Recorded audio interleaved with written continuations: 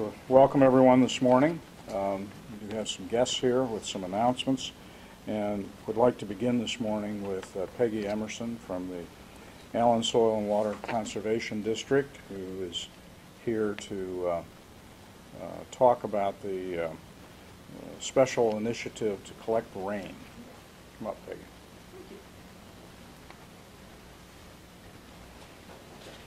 Thank you, Mayor Berger, for giving us this time. So we are here today to talk about a rain barrel program, and this year is an odd year to start a rain barrel program. If we've ever had a dry summer, so far this is it. But the rain in our area does deliver thousands of gallons to every homeowner. That's soft water every year, and all you need is a system to capture it in order to use that for your gardens, landscaping, and grass. So although I've been laughing a lot at fate, because it is a bad year to start a rain barrel program, it's still important to remember that even in a dry year, or perhaps even more so, you want to capture that water that is coming down. Even a quarter inch of rain on the average size house can generate over 150 gallons of water. And that water then can be used, as I said, in your landscaping on your yard, rather than paying for it to go through the city system and then come back to you through that way. So this year, Allen Soil and Water Conservation District and the City of Lima Stormwater Utility is happy to announce that we're starting a rain barrel rebate program. And we're going to offer $10 to homeowners to install a rain barrel on their property. And that's about 20% off of the purchase price of a lot of the rain barrels that are out there for sale. And the details about the rebate can be found at the Soil and Water's website at www.allenswcd.com. And we've also asked some local artists to paint some rain barrels, and this is one of them over here today. This was painted by the students at LCC, and they've done several of them, and we're very excited about all the different artists and the different ideas that they have on how they're painting these beautiful rain barrels. So is that a Lima landscape? No. I think that's more inspired by maybe an area that I love around Colorado. Okay. Which looks very bad right now. But we're going to auction these off at the Toast to the City at Square Fair, and then the net proceeds from that will be going to Artability, which we're very excited about. So this really doesn't benefit the city, it's just gives us a great chance to get out and talk about rain barrels and get some people excited about installing these. So check out our website for that application. We also have a calculator on there that you can use very easily. Just put in the dimensions of your house, and it helps you understand how many rain barrels you need to put on your storm drain system. And so we're all going to work together to reduce that stormwater runoff and pollutants in our streams and do a good thing, save ourselves money. Okay. Joe Gearing is here. He's the city's stormwater engineer. Joe, you have some comments for us about that? Come up.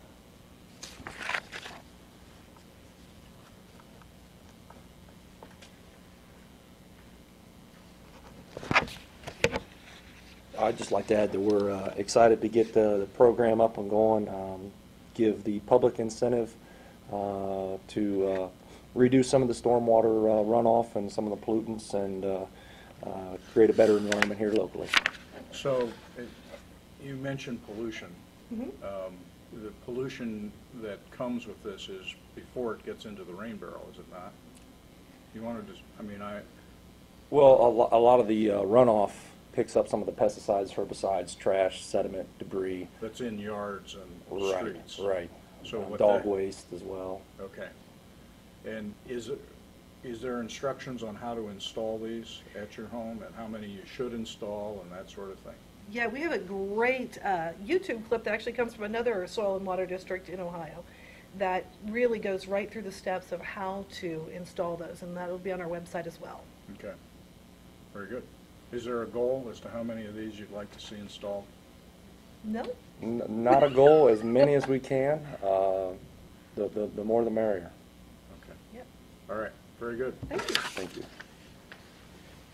Very creative. You know, there are communities that have cement animals, frogs, and I think Columbus was a cow and Cincinnati was a pig, and it'd be great if Lima became known for our rain barrels. It does a lot for our environment and community, and hopefully people will begin to become educated about the value and take some steps with their homes to install them. So thank you for the information, Peggy. Appreciate your being here. Also this morning we'll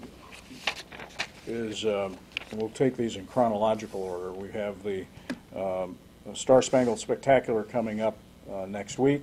George Dunster, the chair this year, is here with some additional information and details about logistics for getting to and from the event. George? Thank you, Mayor. Appreciate that. Peggy, I wish you good luck with the rain barrels, but just not on the 4th of July. We'll get rid of all the warm weather or the real hot weather, and we'll just get it going. We have the schedule pretty well settled for the 4th of July now. We have a meeting at noon today with the working committee. It's the final meeting, and we'll get all the final details all worked out. But we do have a schedule, and I just wanted to talk a little bit about that and tell you what's going to be happening for the 4th of July. As you know, this is the 19th year, and we bring up close to 40,000 people to the whole environment and area of Faurot Park and around. And so far, the thing that gets started with the Freedom 5K run walk, which starts at 9 o'clock in the morning, and we had, as of late yesterday, about 1,000 people already signed up for the race. That's great. That's a lot of running. It's a lot of runners. I wouldn't mind walking, but not the running. But we should have more people than that. I'm hoping there. In fact, I'm pretty sure we will. Also, now, we want to let people know that we do have the shuttle buses running. One is for the handicapped, which will be running starting at 2 o'clock, and they'll bring the people. They come to the park, and the shuttle buses will take them where they need to go in the park. Also, we have shuttle buses running from St. Rita's.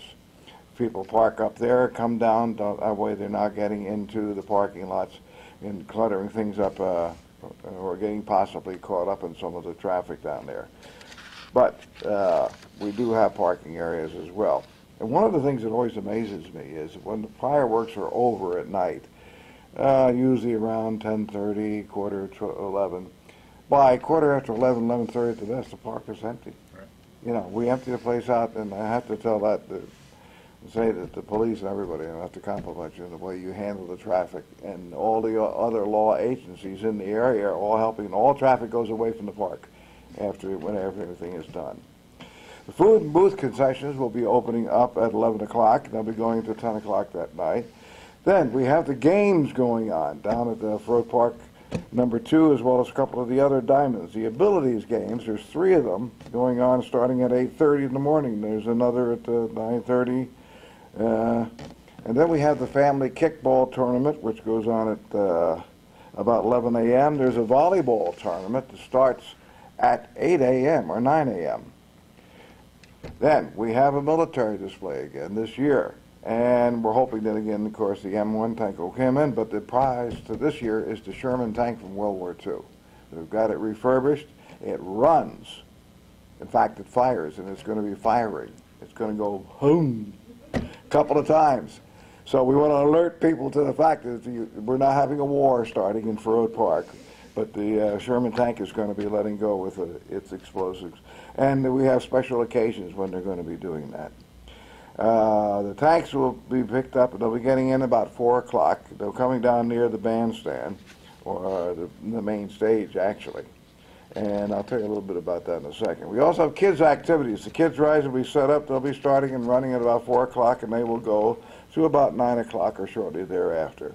We have strolling characters as well, and they'll be at the fountain area at 4 o'clock to 6 p.m. Then they'll go near the main stage, and they'll be walking around among the crowd down in the bowl area. The pavilion, we had the British invasion, and as I think I said the last time, the irony of that doesn't escape me, that it's a group that does a tribute to the Beatles and the British rock music. And they're very, very good. They were here last year. We had a terrific time with them. The crowd loved them, and they're coming back this year. And then Mike Hemmelgarn will be there. He does balloons. He's a magician and so forth. But the British invasion starts at 4, and then the Hemmelgarn is at 5, and then the British invasion comes back. Then on the main stage, of course, we have the Lima Symphony. And they will be setting up And we'll be starting things off with the symphony at 7 o'clock with the national anthem, and that's when the Sherman tank's going to let fire. So we're going to clear an area around the tank. Some of the people are warned about it, but in case you hear any noise and so forth, stay out of the way, okay? And then they will play until about 10 minutes to 8, and the British Invasion comes on the main stage, and they do a show for an hour doing their tribute to British rock music. And then the symphony comes back at 9 o'clock, and it goes into the Stars and Stripes with low-level fireworks. This is something new this year, the low-level fireworks. They come off the stage, and they come off certain areas all around us, rather than we also have the aerial fireworks, of course, which is the best in the whole area. But we also have the low level. This is for the people that are in the bowl and are going to come on and come down. They'll see something a little special. And the tank's going to be part of that. And then we had the Stars and Stripes, and then we had the finale with the 1812 low-level fireworks also, and the Sherman tank will be firing during the 1812 overture. And then we have the regular fireworks. And those will go on from about a little time after 10 until about 10:30 or late, a little bit later. It's about a half-hour fireworks show. And the tank will be signifying when the thing is all over, to fire again. Okay, so people will think we've got a war going on at Faurot Park. We're going to have a great time. I think it's going to be a lot of fun. It should be over about 10:30, 10:35, and as they say, the park should be emptied out by maybe 11:15. And I want to say that we have 5 major sponsors. We have the City of Lima, which is a major sponsor and has been for the whole 19 years. The hometown stations, we have the Lima News, we have Superior Credit, and we also have St. Rita's. Those are 5 major sponsors for the thing. Terrific. Okay. Thank you, George. Thank you very much, Mayor. Appreciate it. Look for great weather and a great Absolutely. time. We have a rain date for the 5th of July, but as I said, Peggy, I hope it doesn't rain on the 4th, and then we'll be okay. But if it does, we had fireworks on the 5th. Thank you. All right. Thank you very much. And since that's happening at the beginning of the month of July, we also have an event happening at the beginning of the month of August, and Kay Van Meter is here along with Major Protsman to talk about National Night Out and the preparations being made for that. Okay?